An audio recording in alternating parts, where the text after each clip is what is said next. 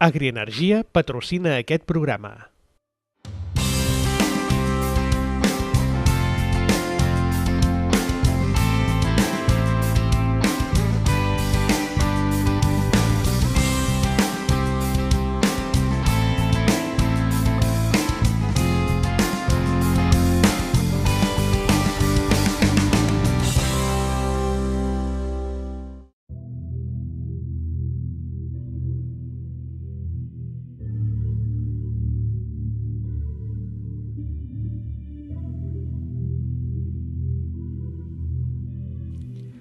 I ara sí, ja hem entrat al mes d'abril i Sant Jordi comença a ressonar amb força.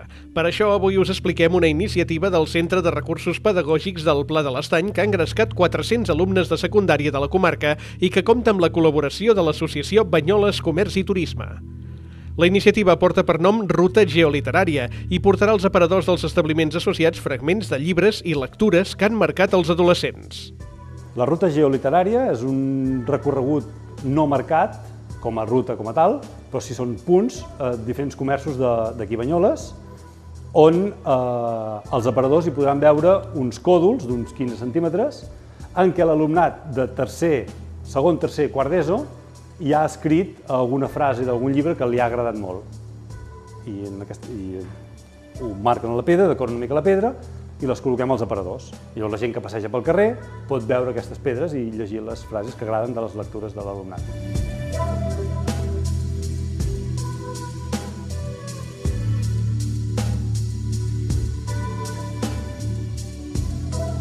Cada any fem propostes d'aquestes literàries, sobretot per la Setmana de Sant Jordi, i sempre tenen bona rebuda. I aquesta va agradar, tothom es va engrescar molt amb això i ens hi hem posat. Llavors va ser buscar a veure on exposàvem aquestes pedres. Al principi és allò, tenim aquesta idea, però com ho fem? I llavors va ser quan vam parlar aquí amb l'Associació de Comerç de Banyoles, que van dir que sí de bones a primeres. L'associació ja fa uns quants anys que col·labora amb les escoles, amb iniciatives, escoles i instituts, amb iniciatives que es fan pels voltants de Sant Jordi, de caire cultural, literari, per fomentar la lectura entre els joves, els adolescents i també per visualitzar aquesta lectura a la ciutat d'una manera festiva, cultural, participativa, i llavors aquest any ens varen proposar aquesta ruta geoliterària i evidentment de seguida hi vam voler col·laborar. Els associats, molts d'ells també s'hi han apuntat, llavors la nostra participació rau en que hi hagin associats, botigues, establiments comercials diversos, bars o restaurants fins i tot, que ofereixen o cedeixen espais en els seus aparadors, a les seves taules, en mostradors que puguin tenir dintre dels seus establiments o a l'exterior, doncs perquè es puguin exposar aquests còdols amb fragments literaris escrits pels alumnes dels instituts de Banyoles.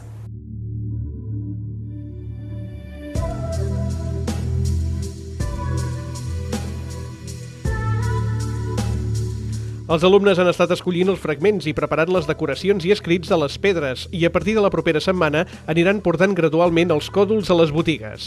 Del 19 d'abril al 7 de maig s'obrirà aquesta exposició als aparadors amb 150 pedres i unes 50 botigues participants a la iniciativa.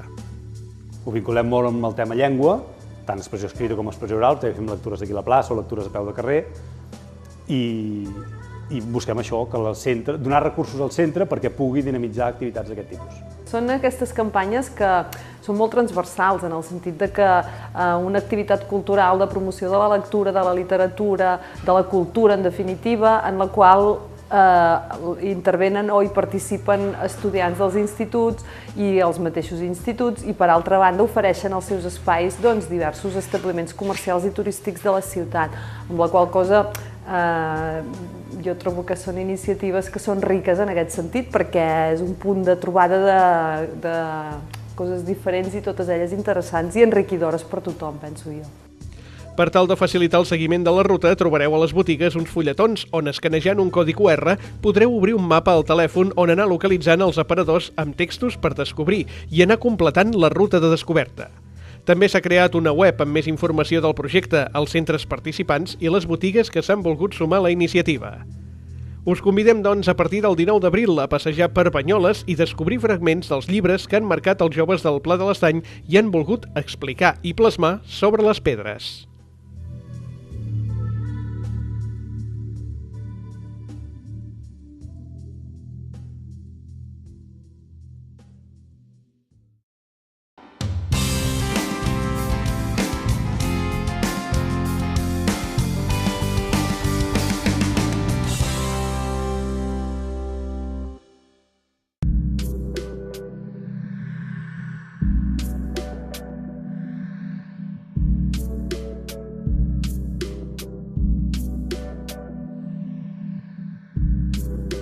Recordeu que l'abril també és mes de fotografies, perquè arriba la primavera i perquè teniu l'oportunitat de guanyar fins a 440 euros participant al concurs de fotografia de Sant Jordi, com els guanyadors d'edicions anteriors que podeu veure avui en aquest reportatge.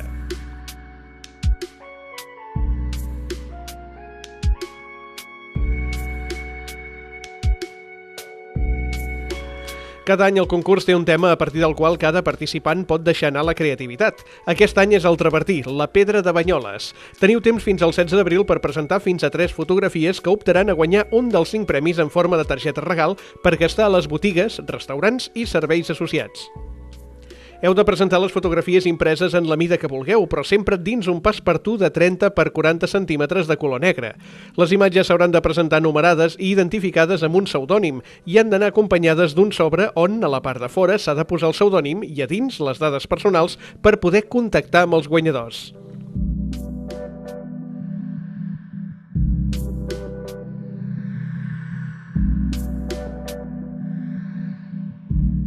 El jurat que atorgarà els premis estarà format per fotògrafs amateurs i representants de l'Associació Banyoles Comerç i Turisme, que faran la deliberació i escolliran els guanyadors en una sessió pública el dimarts 17 d'abril al Centre Excursionista de Banyoles. Totes les fotografies presentades a concurs, guanyin o no, estaran exposades al Museu Arqueològic de Banyoles del 21 d'abril al 17 de juny.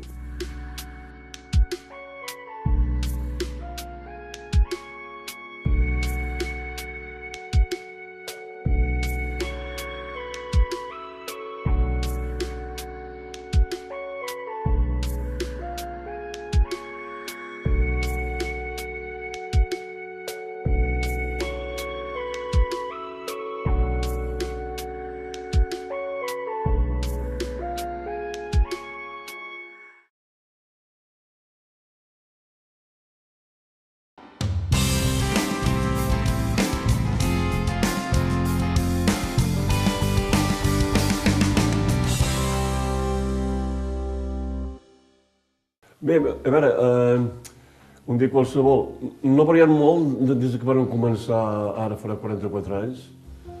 Ha sigut aquella responsabilitat de començar amb el treball, però el dia abans sempre pensant que faràs demà, com ho compaginaràs, si has de començar una tela, si has de continuar el quadre que estàs fent, etc. Vull dir, és aquella cosa que no és que es varien molt, però ara fem més treball de taller que l'exterior, natural, però no varien molt, la dinàmica és molt semblant. I aquí el que fem és, al dematí venim aquí i continuem les obres que estem fent, que tenim entre mans, doncs aleshores es comencem i estem unes poques hores al dematí i al dematí tota la resta. I aleshores aquella obra dura dies, anem lents amb el fet nosaltres, de sessions, estem en sessions, no és una pintura que es pinti en fresc, sinó és una pintura bastant analític, o sigui, requereix bastantes sessions. I aleshores fem això. Llavors també preparem, un cop acabat el dia, la jornada, ja preparem les coses per l'endemà, que si toca les classes de pintura o no, depèn, hi ha dies que toca, altres dies que no. Però no s'hi varien molt des que van començar. Les classes fa 37 anys, però la pintura fa 44, però tot i això no varien molt, no. No varien molt. Quan es tracta de fer un dibuix, els dibuixos que fem nosaltres, fa uns 6 anys que vam començar i sempre tot és de memòria, no hi ha fotos, el que passa que recordes tots aquests anys d'aprenentatge, que te va quedant els temes, te va quedant l'ambient, i llavors te'l fas teu, aquest tema, no? És més personal d'aquesta manera. I també, els dibuixos també estan molt, per mort que és molt analític, és com no diré ni gravat, ni aigua fora, ni res, però és una cosa d'aquestes tipus així que requereix molt d'estona, molta paciència i passió, això sí. És bastant personalitzat, els grans és molt personalitzat. Aleshores, el jovent solem fer un treball que tot serveixi per tots. Si a vegades, més una vegada passat, que quan un ja està, has de tenir preparat altra cosa perquè en faré ells. Has d'estar a l'aguait de tot. perquè es pregunten coses, ara no els surt, ara com ho faig, l'altre ve tot darrere, que ja estic, has d'estar pendent a l'hora de tot, i no, també és una cosa molt instruïda per nosaltres, d'una manera o una altra, de retroc, també ens agrada molt, i per això ho fem, no? Ensenyem, parlem una mica de tot el que fan, com han de veure les coses, com les han de sentir, que també és molt important això, i és així, no? Analitzar-los bé, mirar, observar, el dia a dia. Sempre que puguin en aquell moment ho fan, se'n recorden, o pas no se'n recorden, però és així, no? I també, per exemple, toquem el piano, en moments, sobre la música han de fer una pintura, que els inspiri, perquè treballem bastant en aquest sentit, de ser creatius, que siguin creatius, no? Que les còpies són, bueno, poden haver un moment donat, però no és pas el que fa l'artista. Aleshores, aquest jovent venen molt contents i també fem treballs en grup, de tant en quant treballs en grup, i veus que mica en mica van aprenent tot el procés que és llarg, no? Tot el procés artístic. I mirem també diferents tècniques, i bé, sempre hi ha algun que destaca més, però en general s'ho passa molt bé, però al mateix temps també van aprenent molt, sí, estem contents. Aprenen a tenir paciència amb el que fan, perquè els petits ja se sap, són més mots que un de jove, necessiten temps, paciència, dedicació, pels mestres, de part d'ells i també dels mestres, és tot un fer, no? Sí, jo, a veure, estem actuant igual com el meu pare actuava amb nosaltres, vull dir que no hi ha cap diferència. Tot el que vam aprendre de joves nosaltres, de bons joves, doncs, tota l'experiència el portem als altres. És una cosa que sempre hi ha algun que va agafant l'ofici, però, esclar, nosaltres el que fem és preservar la identitat de cada un i no anar pel cim d'ells. És ajudar-los, però llavors ells han de desenvolupar tot el seu saber i tota la seva personalitat. Però sí que és veritat això que dius, perquè jo me'n recordo que al principi, quan començàvem nosaltres, anàvem molt al camp i aleshores tot aquell aprenentatge que el meu pare ens deia, ens explicava el camí del gran art, de com enfocar-lo, de com viure-ho, qui eren els mestres, com actuaven, com sentien, tot això ho transmetem també en el jovent i les altres que venen. Sí, és un aprenentatge del dia a dia també, perquè ells t'aporten experiència a tu t'emportes amb ells, i és així, és recíproc, i d'aquesta manera doncs, es fa escola. I això estaríem que el professor doncs, es pensés que ja ho sap tot i que tot el que sap allà queda i d'aquí ja no pot anar més enllà. No. Si cada dia que estem fent classes doncs sempre aprens coses noves, t'aporten idees noves, també ells, el jovent, i aleshores doncs, és molt maco veure aquesta comunió de treball. I llavors l'experiència va quedant, el concepte, després ho expliquem, també els hi queda una mica amb ells, i a partir d'aquí també se'l fan seu, no? Però sempre hi ha una base, no? És evident. També els expliquem a vegades que s'ha de tenir molta paciència, molta observació, perquè avui dia amb els medis que hi ha de mòbils, tabletes i de més, que dona la impressió que han perdut una mica aquella espera de poder explorar coses, de poder estudiar formes, saber sentir els sons de la natura, tot això, ara tot és immediat amb l'ordinador, amb els mòbils, tot immediat. Però això no és molt bo perquè l'artista necessita d'aquell temps. El temps fa l'artista. Aleshores, si dediques en el dia a dia, l'observació, molta observació, saber, entre cometes, perdre aquell temps davant de la natura. Avui dia els joves donen l'impressió que això passa, perquè, clar, si ho donen ja ho han fet una maquineta, tot ho volia fet, doncs ja no pensen, no? I és una mica contraproduent, al meu punt de vista. Hi ha altres avantatges, com és natural, però en aquesta part artística es necessita molt d'estudi. Potser hi ha altres paràmetres, però aquesta manera de sentir, de veure, d'expressar-se, de viure-ho, d'estimar el que estàs fent, aquest silenci que es necessita, doncs a la persona, a l'artista, sempre hi serà. Sempre hi serà, és una cosa que és evident. Les màquines, els medis que hi ha ara, doncs, a veure, si hem d'anar a buscar això en Sorolla, també abans utilitzava la fotografia per retratar uns personatges, com a fer aquests grans murals per l'Hispanic Society de Nova York, doncs també es va basar en les fotografies per els trajets típics de cada regió. Vull dir que el medi, pot haver-hi molts medis d'aquests de fotografia, però sempre hi ha l'artista darrere, que és el que fa sentir això. O sigui que una màquina és difícil que t'ensenyi a sentir. En tot cas, veuràs una fotografia i tu pots expressar que dic maca o lletja, però sentir allò que vas a fer és la natura que t'ho diu.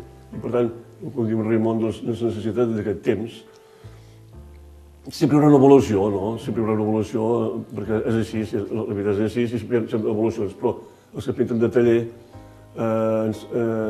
no estem tampoc girats en tot això, aquests medis que hi ha ara actuals. Nosaltres no els utilitzem, però entenc bé que les noves generacions s'avalguin de tot això, però a partir d'aquí, més enllà d'aquí, hi ha l'estudi a la natura, que és el gran mestre.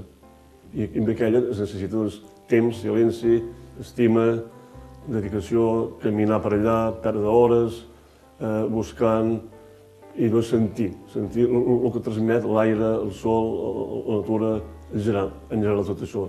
Perquè la fotografia que te dona un audiovisual de seguida és molt bonic, molt plàstic, però pot quedar distant al moment de sentir una sensació. Les sensacions visuals són molt ràpides, però sentir, això que dius tu, de taller, estar allà, remenant els materials, anar al camp, això no es perdrà mai, perquè forma part del gen humà, això. Els encàrrecs, sempre s'ha de pintar, cada dia. No pots estar un dia sí i 3 que no, perquè això i res és el mateix. Ni surt ni profunditzes en el que fas. Però sempre s'ha de fer obra, a poc, ben feta. A mitjanies, res, ben feta, i que sigui bona. Doncs això requereix moltes hores. Però a part d'això, els encàrrecs, si venen, doncs, volen un quadre, doncs anem al natural, el dibuixem i doncs aquí el pintem de memòria. I estem per aquell encàrrec. Però mentrestant seca, a vegades pots preparar un dibuix, una cosa que tens tu a dins teu, que necessites expressar-te d'una altra manera, doncs ho fas un dibuix, no? I ho fem així, encàrrec, no encàrrec, però sempre hi ha haver-hi obra per nosaltres, per motivar-nos, per anar més a més. Hi ha dies que no surt res, hi ha dies que surt molt bé, o sigui, és així, la vida d'un artista és així, no tot és perfecte, s'hi ha de ser. Els encàrrecs, doncs, ho fem així. I quan l'encàrrec s'ha fet, llavors avisem. No 8 parts al dia, sinó primer nosaltres fem l'encàrrec, fem la pintura o fem el dibuix, i quan una vegada està i veiem que està ben fet, doncs els avisem. Si no, no. Ho fem d'aquesta manera. De fet, els dibuixos que fas, aquests dibuixos sobre paper que fas, van néixer després. Me'n recordo que va ser aquell temps que el meu pare va posar malalta fins ja uns anys al llit.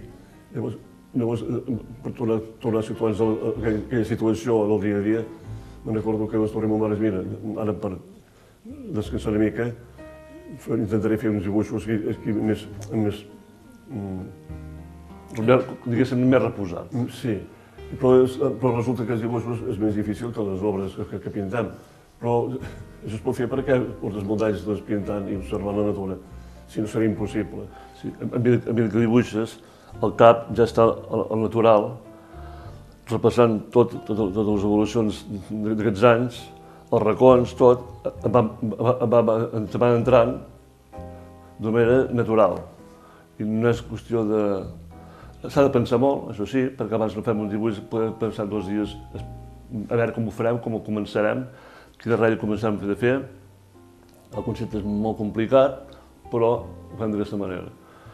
I així es va fent, així es va fent les coses. No varia molt el que és la dedicació professional d'un dibuixer, que és amb els encàrrecs. Els encàrrecs saps que has de fer aquest encàrrec i el fas, i com diu en Raimon, amb tota la consciència del món. Però aquests dibuixos, com que aquests, digues, diu molt d'èxit, però tot i això, el temps que calgui, doncs comporta una altra manera, potser, de treballar, de fer el treball professional i t'alimenta, t'enriqueix molt a l'hora de fer les pintures. O sigui, una cosa per l'altra, el que sigui encàrrec o el nostre, no és que variï molt, no és que variï, però sí... Però enriqueix molt. Però sí, t'aporta que nou horitzó, que tens allà, però que abans, fa 15 anys enrere, no acabes d'arribar-hi, però això te dona un pas més i per tant tota una evolució nostra que va de la pintura fins a aquest tipus de dibuix, no? És un fet molt personal, és personalíssim aquest tipus de dibuix i, bueno, però requereix la mateixa atenció que fer un quadre d'encàrrec. Vull dir, o sigui, no és que variï molt. Una cosa que varia és que el dibuix, encara que no ve d'aquí, el vas fent, es parla que estores fas. El quadre també pot ser així, però el quadre saps que allò és un quadre que t'han demanat i t'han encarregat i ha de sortir, sí o sí. I aquest també ha de sortir, sí o sí, però si no, no ve tant d'aquí si saps més dies. És una manera nova de sentir i de treballar. Sí, és diferent. Primer la preparem, però no diguem a la sala, quan fem una exposició no diguem mira, serà per l'any que ve, no. Primer, fer els quadres.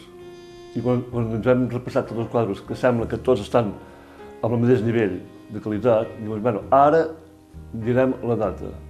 Si no és així, no es fa exposició. Per empreses no es fa res.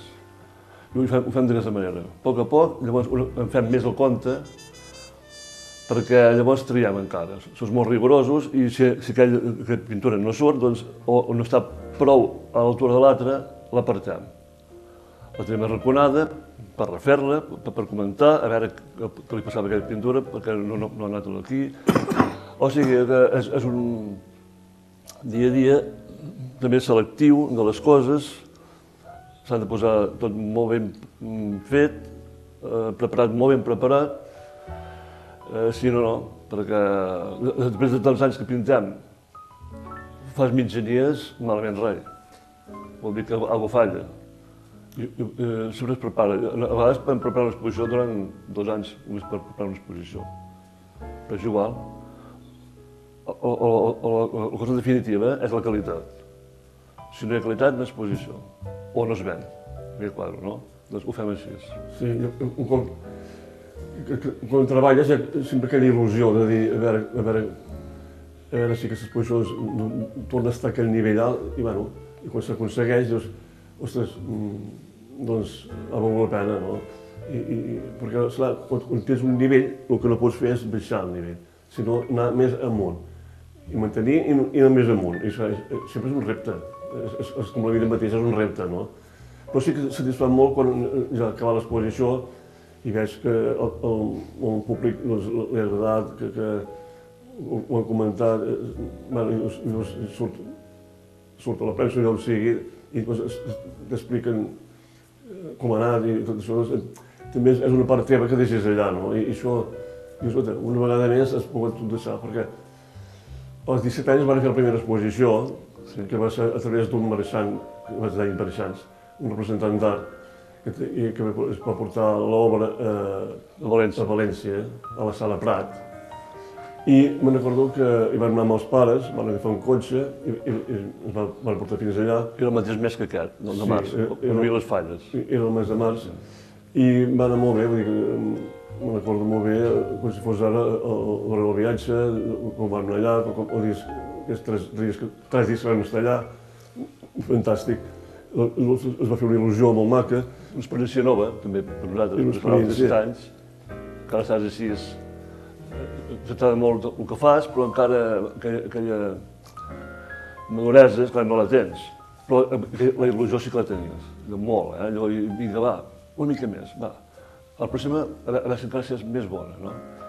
Ja és així, però va fer molta il·lusió. Sí, ens va fer pujar, diguéssim, les ventes en aquella època que teníem 5 marxants, 5 representants d'art que venien d'una manera al taller, venien tot sovint.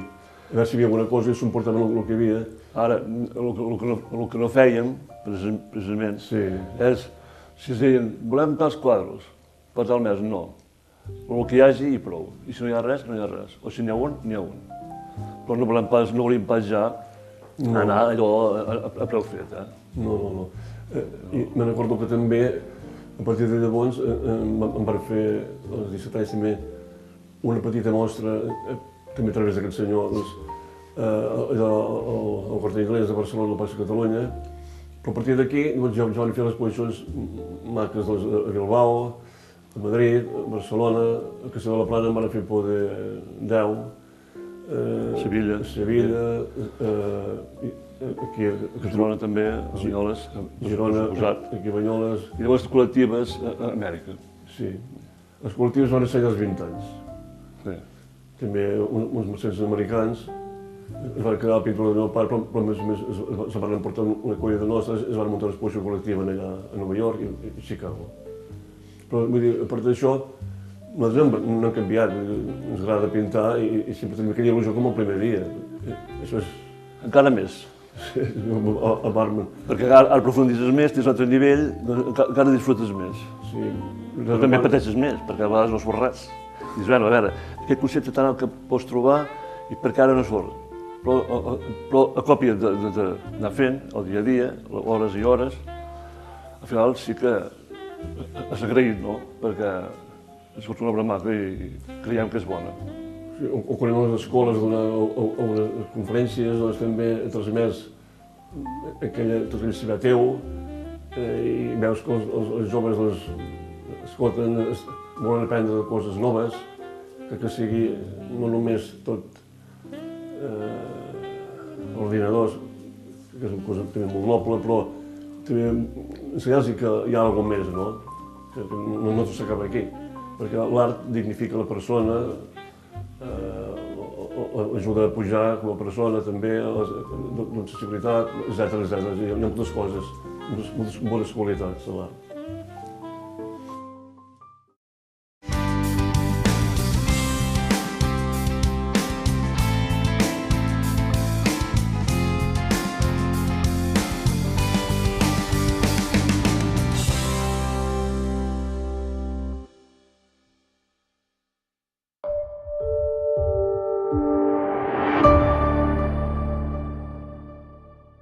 Agrienergia ha patrocinat aquest programa.